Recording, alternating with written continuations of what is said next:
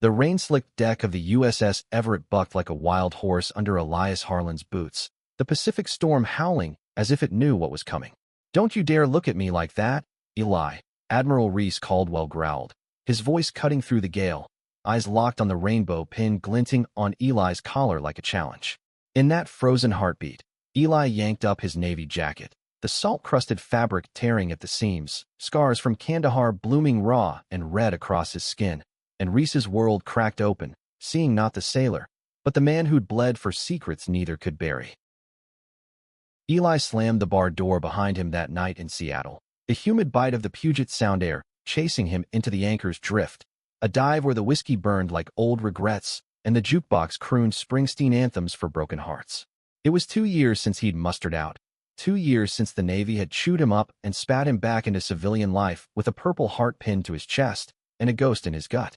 32 felt like 40 in the mirror these days, gray-blue eyes staring back from under a brow furrowed by too many desert nights, dark hair cropped military short, but starting to curl at the edges from neglect. He ordered a double bourbon, neat, and nursed it at the scarred oak counter, the rainbow enamel pin on his lapel catching the low light like a dare to the world. Seattle suited him, or at least it pretended to. The city wrapped around him like a damp embrace. Endless drizzle from gray skies, ferries cutting through fog-shrouded waters, coffee shops buzzing with tech bros and artists who talked big about authenticity but folded at the first real storm.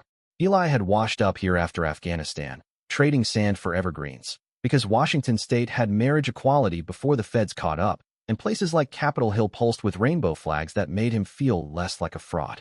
But authenticity? That was a luxury for men without shrapnel souvenirs etched into their ribs. He'd been staring into his glass, tracing the amber swirl with a callous thumb, when the door swung open again. A gust of mist carried in the scent of salt and authority, cologne sharp as a salute, mixed with the faint ozone of someone who'd spent a lifetime chasing horizons. Eli didn't look up at first. He didn't need to. The bar went quiet in that subtle way it did when brass walked in, the kind of hush that said power had just tipped the scales. "Harlan," the voice said, low and gravel-rough, like it had barked orders over engine roars 1,000 times. "As I live and breathe." Eli's grip tightened on the glass. Reese Caldwell, Admiral now, if the stars on his civilian blazer were any tell. 4 of them, silver against navy wool, marking a climb Eli had only glimpsed from the enlisted ranks. 45, give or take, with salt and pepper hair cropped close, a jaw that could cut glass, and hazel eyes that had always seen too much. Back on the Everett, Reese had been the exec, the one who pushed Eli through quals and pulled him from the brink after a bad op. They'd shared watches in the pilot house, shoulders brushing in the dim red glow of radar screens, conversations veering from tactics to the kind of late-night confessions that blurred lines you weren't supposed to cross.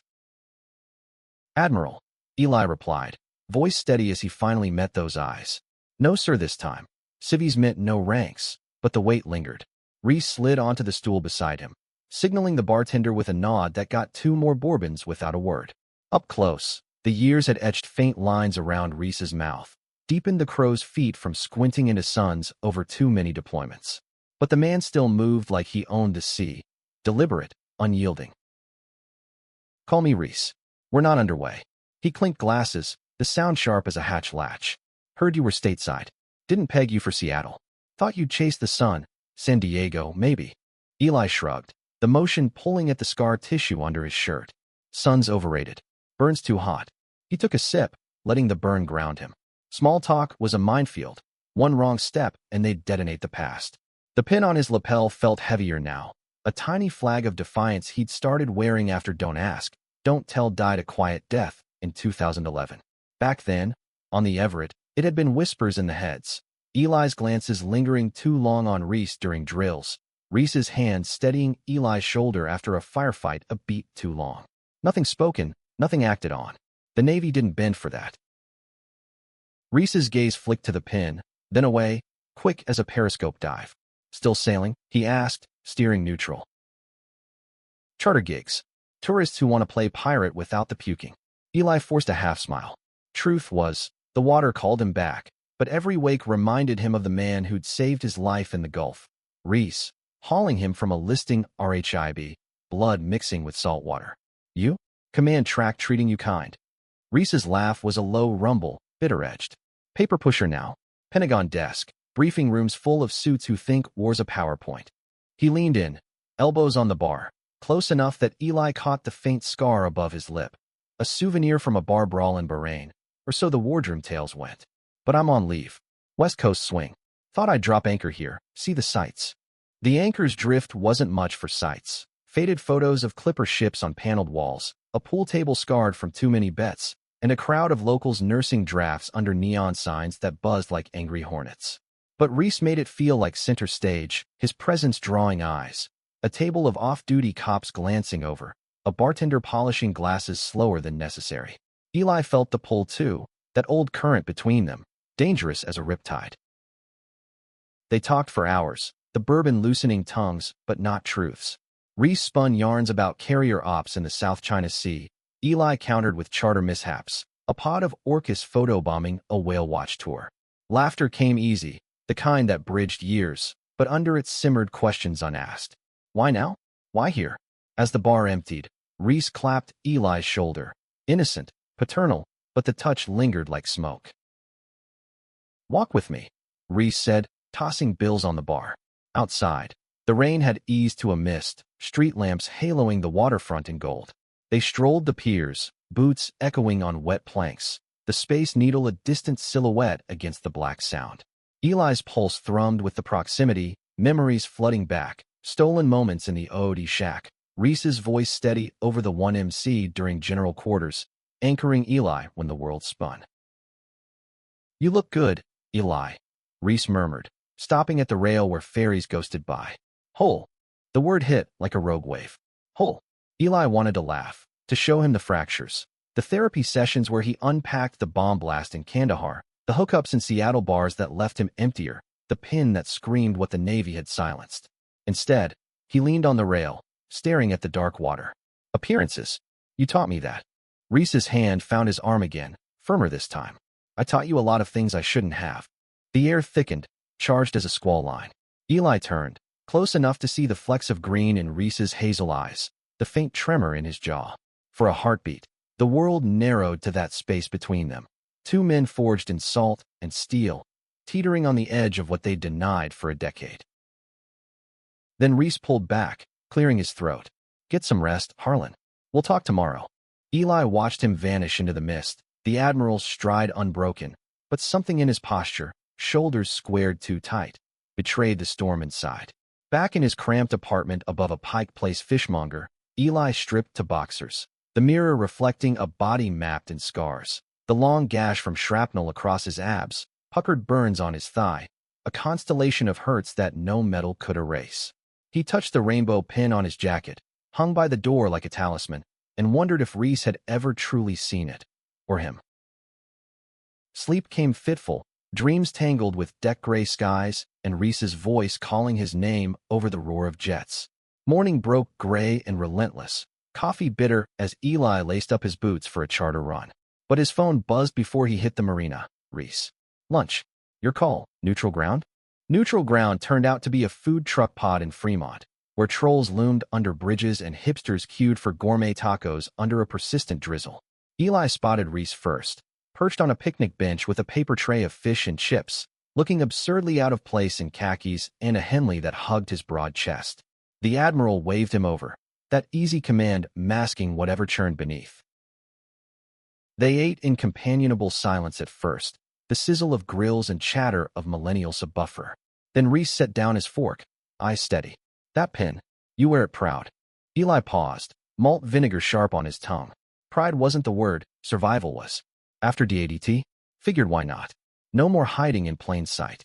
He met Reese's gaze, probing. You ever think about it? What we could have. Don't. Reese's voice was a whip crack, low but final. He raked a hand through his hair, the gesture boyish for a second. I'm married to the service, Eli. You know that. Eli knew. Knew the rings on Reese's finger in photos from change of command ceremonies, the absence of anyone waiting shoreside during ports. Rumors in the wardroom. The Admiral's Ice Queen X, a divorce filed quiet as a court-martial. But service? That was code for untouchable, a wall higher than any bulkhead. Right, Eli said, forcing lightness. To the Navy, then. Forever and always. The afternoon stretched into an unplanned hike along the Burke-Gilman Trail, evergreen shadows dappling the path as they traded stories of ports past, Singapore's neon underbelly, Yokosuka's cherry blossoms masking hangovers. Reese laughed at Eli's tale of a Liberty mishap in Subic Bay, the sound unguarded, pulling Eli back to nights on the fantail, stars wheeling overhead as they shared smokes and silences. By dusk, they were at Discovery Park, waves crashing below cliffs where rhododendrons clung stubborn to the wind. The sun dipped low, painting the sound in fire, and Reese stopped, turning to Eli with an intensity that stole breath. I pulled your file last night. Still have pull. Eli's stomach nodded. Why? To see if you're okay. Reese stepped closer, the space between them electric. After Kandahar, you took that hit for the team. For me, in a way. The words hung, heavy as anchor chain. Eli remembered the blast, IED ripping through the convoy, dust and screams. Reese's faced the last clear thing before black. Team's what we do. Reese's hand rose, hesitating, then cupped Eli's jaw, thumb rough against stubble, a touch that spanned years of what-ifs. More than that. Always was. Their lips met then, tentative as a first casting, then fierce, salt and need crashing like surf. Eli's hands fisted in Reese's shirt, pulling him close, the world narrowing to heat and heartbeat. It was everything denied on steel decks, every glance stolen in passageways, raw, uncharted. They broke apart, gasping, foreheads pressed, rain starting to spit from the gathering clouds. This can't, Reese started, but Eli silenced him with a look. It already is. Back in Seattle proper, the night unfolded in Reese's hotel room overlooking Elliott Bay. The city lights a constellation below. Clothes shed like old skins, Eli's jacket tossed aside, revealing scars that Reese traced with reverent fingers, lips following the jagged lines as if mapping home. They moved together with the urgency of men who'd waited lifetimes, bodies speaking what ranks and regs never allowed. Eli's strength yielding to Reese's command, Reese unraveling under Eli's touch, gasps mingling with the distant horn of a ferry. After, tangled in sheets that smelled of starch and sea, Reese's head on Eli's chest, the Admiral's voice was a whisper against skin. I ended it with Lori years ago. The service. It's my shield. Eli's fingers combed through Reese's hair, steady. Shields break. Dawn crept in gray, coffee brewed in the sweets pot as they dressed in silence, the afterglow laced with reality's bite. Reese had a flight to Norfolk that afternoon, briefings, the grind. Eli a charter to run, tourists oblivious to the ache building in his chest. At the door, Reese paused, hazel eyes searching. This isn't goodbye. Eli nodded, the pin on his jacket a quiet vow. It's just the next watch. But as Reese's cab pulled away, Eli felt the pull of tides shifting, the first inkling that some currents dragged you under no matter how strong you swam. Weeks blurred into a rhythm of stolen calls and coded texts. Reese from sterile conference rooms in D.C., Eli from rain-lashed decks off Bainbridge Island. Thinking of you under these fluorescent hells, Reese would type, a photo attached. His hand on a polished oak table, wedding band long gone but the ghost of duty etched in his grip. Eli fired back snaps of dawn over the Olympics, his scars fading in morning light, the rainbow pin a constant on his collar. It felt like courtship in fragments, a romance pieced from time zones and NDAs. Eli dove deeper into charters, captaining a 40-foot sloop for weekend warriors who raved about his steady hand at the helm. Seattle's queer scene beckoned, pride flags snapping in the wind along Broadway. Bars like the Crescent Lounge where drag queens lip-synced to Gaga and patrons nursed crushes over craft IPAs. He went once, post-Reese call, the thump of bass vibrating through him like a wardroom alarm. A guy with tattooed sleeves bought him a gin fizz, eyes appreciative, but Eli's mind wandered to hazel depths and a laugh like thunder. You're glowing, sailor, the bartender quipped, sliding over a water chaser. Found your port. Eli touched the pin, smiling faint. Maybe. Meanwhile, Reese's world was a pressure cooker. Admiral's messes in the Pentagon, where silver-haired brass dissected budgets over steak tartare, eyes sliding over him like he was just another cog. He wore his ringside clean, medals pinned for galas, but nights in his Arlington condo echoed empty, dreams tangled with Eli's touch. A promotion loomed, Deputy Chief of Naval Operations, a star that came with scrutiny, whispers about personal conduct, in an era where tweets toppled careers. Their first real reunion came in October, leaves turning rust along the Chesapeake when Reese finagled a consult in Baltimore. Eli flew east on miles scraped from charters, nerves jangling like loose rigging. They met at a crab shack in Fells Point, row houses leaning like old salts, the harbor thick with history. Reese looked sharper in dress blues off duty, whites crisp, but his eyes softened seeing Eli across the picnic tables, wind-whipping napkins.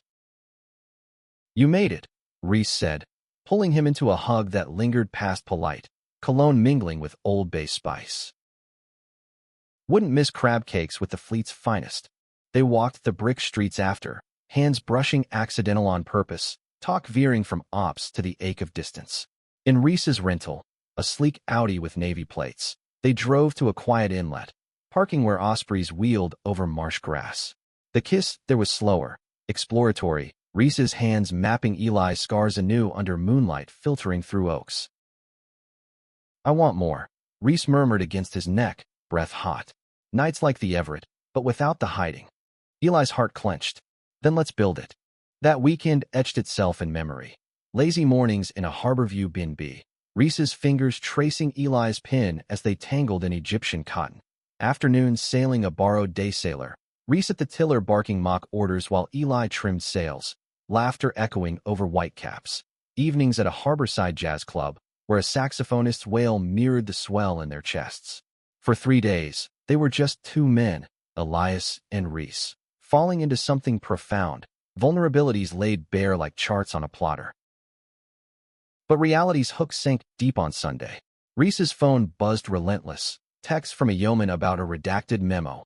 Urgent. Review attached personal disclosures. His face tightened over brunch oysters, hazel eyes clouding. "It's nothing," he lied, but Eli saw the fracture. "Talk to me." Eli pressed, fork paused midair. Reese sighed, rubbing his temple. Old ghosts. A reporter sniffing around. Old DDT holdovers, painting targets. He reached across the table, squeezing Eli's hand under the white cloth. "But we're past that. You and me? We're the future." Eli wanted to believe it, traced Reese's knuckles with his thumb. Yet as he boarded the flight home, the cabin pressure echoing the squeeze in his chest, doubt crept in like fog off the bay. Back in Seattle, the holidays loomed like a squall. Thanksgiving rain lashing windows, strings of lights twinkling defiant in the gray. Eli hosted a misfit dinner at his apartment. A lesbian couple from the marina, a trans vet buddy named Jordan who'd lost a leg in Fallujah, platters of turkey and pie scavenged from Pike Place. Laughter filled the cramped space, stories swapped like ammo, but Eli's phone stayed silent. Reese's last text, buried in briefings. "Miss you. Talk soon." Soon stretched to silence, then a call on Black Friday. Reese's voice clipped, background hum of a secure line. "Eli, listen. There's complications." Eli paced his galley kitchen, pie crumbs underfoot. "What kind?" A pause, heavy as a depth charge. "The promotion. They want squeaky clean. No flags." The rainbow pin glinted from his jacket hook, mocking. "And I'm a flag?" "No, God, no. It's the past. DADT audits, some bullshit leak." Reese's exhale crackled static. "I need to lay low? For us." Eli's fist clenched around the phone. "Laying low got us here, Reese. Hiding. It's temporary. Pleading now, the Admiral's armor cracking. Give me time to navigate." "Time." The words soured like bilge water. Eli hung up after promises extracted like teeth. "I love you," whispered first in a Baltimore dawn, now a lifeline fraying. He threw himself into work, charters doubling as therapy. Cold spray shocking sense into him, horizons endless as regrets. December brought snow to the Sound, rare and fleeting, blanketing the city in hush. Eli volunteered at a vet center in Pioneer Square, facilitating groups where men like him unpacked burdens, PTSD knots, loves lost to policy. Jordan cornered him one session, prosthetic leg propped on a folding chair. "You look like shit, Harlan. Who's the ghost?" Eli shrugged, but words spilled. "Reese, the Admiral, the almost they'd built." Jordan listened, then leaned in. "Brass don't bend easy. You gonna wait for him to salute your heart?" The question gnawed as Eli wandered Capitol Hill that night, snowflakes melting on his cheeks. Rainbow banners sagged under wet weight, shops spilling warmth and twinkle. He ducked into the velvet rope, A leather bar pulsing with bass, bodies grinding under strobes. A guy, tall, inked, with a smile like trouble, bought him a shot, hand lingering on his waist. "You're that charter captain, right? Eli? Seen you sailing." Word traveled in tight circles. Eli let the touch ground him, danced until sweat blurred edges, but when the guy's lips brushed his ear, "Your place." Eli pulled back, the pin on his jacket a sudden anchor. "Not tonight." He stumbled home through drifts, Reese's silence a weight heavier than snow. Christmas Eve, a package arrived. No cinder, but the wrapping crisp as dress whites. Inside, a brass compass etched with coordinates. Baltimore Harbor, their inlet, and a note. "Find your true north. Forgive the delay. R." Eli's chest cracked open, tears hot as he clutched it. He called, voicemail beeping empty. "Merry Christmas, Admiral.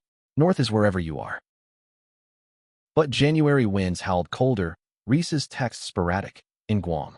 Ops tempo insane. Eli's charters hit a lull, storms keeping boats docked, forcing him inward. Therapy dug deeper, scars not just skin, but the boy from Tacoma who'd enlisted at 18 to escape a father's disdain, the man who'd loved quiet in barrack shadows. The pin, bought on a whim in San Diego Pride 2012, now felt like armor, not flag. Then, mid-February, the hammer fell. A news alert pinged on Eli's phone during a supply run. Naval promotion snagged in scandal. Admiral Caldwell faces inquiry over inappropriate conduct. The article was vague, sourced to anonymous leaks. Old emails from the Everett era, redacted but damning. Whispers of favoritism toward an enlisted sailor with a personal agenda. Eli's world tilted, the grocery bags slipping from numb fingers. Oranges rolled across wet pavement like accusations. He raced home, laptop flaring to life, digging through military forums and Reddit threads where sailors spilled salt. The leak traced to a jaded ex, Laura? No, a former XO with an axe, dredging DDT graves. But the photo splashed across the post. Reese exiting a hearing, face stone, no comment. Eli's hands shook as he dialed. Voicemail again. "Reese, what the hell? Call me." Days crawled, silence deafening as a dead radio. Eli hit the water anyway, solo on his Boston whaler, chopping through whitecaps off Alki Beach. The storm matched his rage. Waves slamming hull, spray stinging like betrayal. Had Reese thrown him under to save the star? Or was this the service's claw, dragging them both down? A week later, the call came at 0200, Reese's voice wrecked over sat phone static. "Eli, God, I'm sorry. Where are you?" Eli demanded, sitting up in tangled sheets. "Coronado. Temp duty. A ragged breath. It's bad. They suspended the promo. Want my resignation." Eli's got twisted. "Because of us." A beat. "They twisted it. Made you the villain. The pin, the looks. I didn't fight hard enough. I denied it all." The words landed like grape shot. Denied. Eli flashed to Baltimore, Reese's vows under oaks, to Seattle piers, lips fierce in mist. "You what?" "To protect you. They threatened your benefits, your record." Reese's voice broke. "I couldn't let them touch you." "Bullshit." Eli snarled, the betrayal sharp as shrapnel. "You protected your ass. Left me hanging." "Eli, please." "No." He hung up, phone sailing across the room, shattering against brick. Dawn found him on the floor, compass clutched like a grenade pin pulled. The scars ached phantom pains, the pin yanked off and hurled into a drawer. Spring teased Seattle with reluctant sun, cherry blossoms reluctant along Lake Union as Eli rebuilt walls.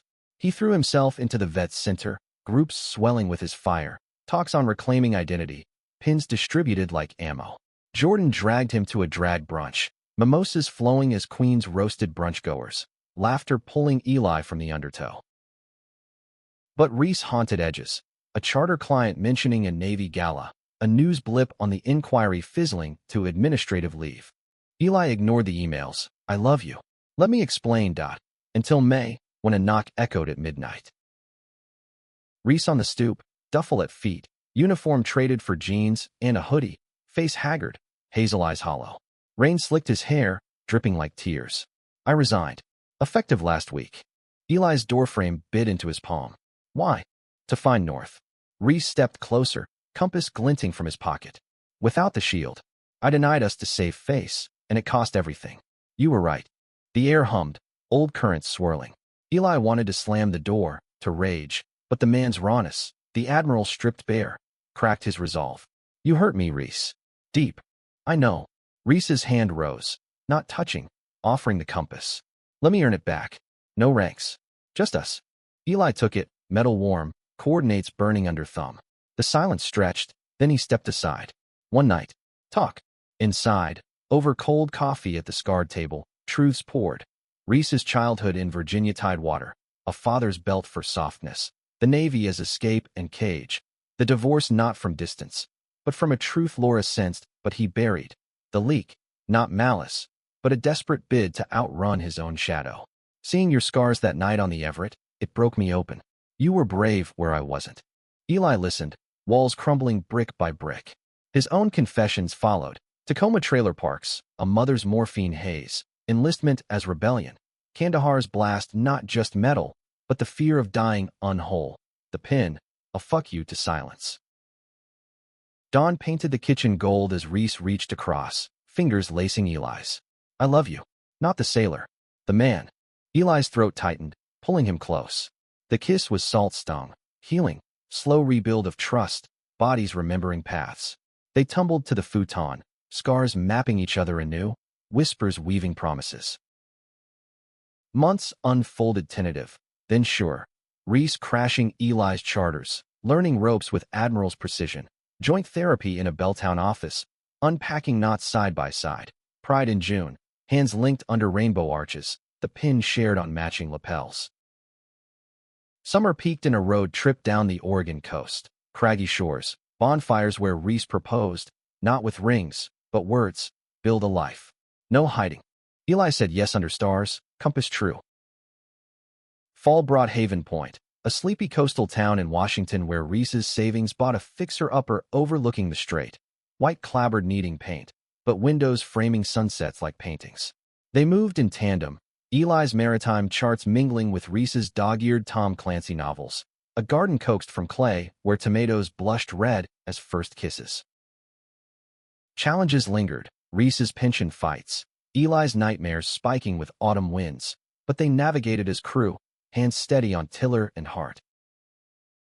One evening, deck chairs creaking on the widow's walk, Reese lifted his Henley, revealing his own scars, not shrapnel, but ink, coordinates of their Baltimore night, etched fresh over summer. Your turn to see me. Eli traced them, lips following, the rainbow pin on Reese's collar glinting like home. In that quiet, with gulls wheeling and tides sighing below, they found the man behind the uniform, the love beyond the pin, whole, uncharted, free.